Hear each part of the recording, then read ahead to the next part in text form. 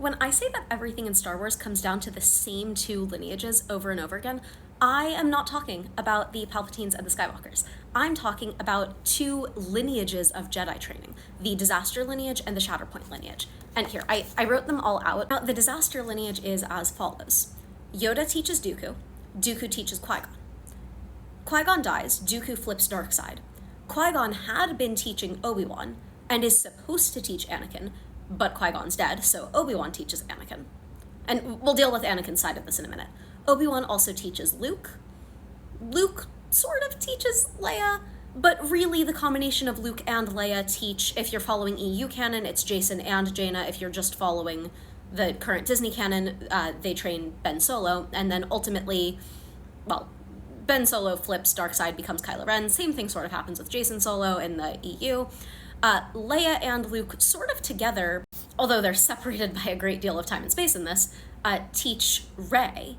And that's sort of that half of the Disaster lineage. But let's go back to Anakin, because Anakin teaches Ahsoka, who at this point has already received kind of a lot of knowledge just sort of through osmosis by hanging out with Plo Koon.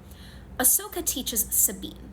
Got it? That's the Disaster lineage. Running alongside this, we also have the Shatterpoint lineage. In the Shatterpoint lineage, Mace Windu teaches Depa Billaba, Depa Billaba teaches Kanan Jarrus, Kanan Jarrus trains Ezra Bridger, and in really Rebels, but at this point in Ahsoka, Ezra and Sabine have crossed paths again, crossing these two different styles, different lineages of Jedi training, which has crossed the Disaster and the Shatterpoint lineages and made them into one thing, as Ezra and Sabine are now training together.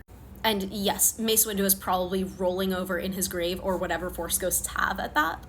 But yeah, everything really does sort of come down to those two lineages.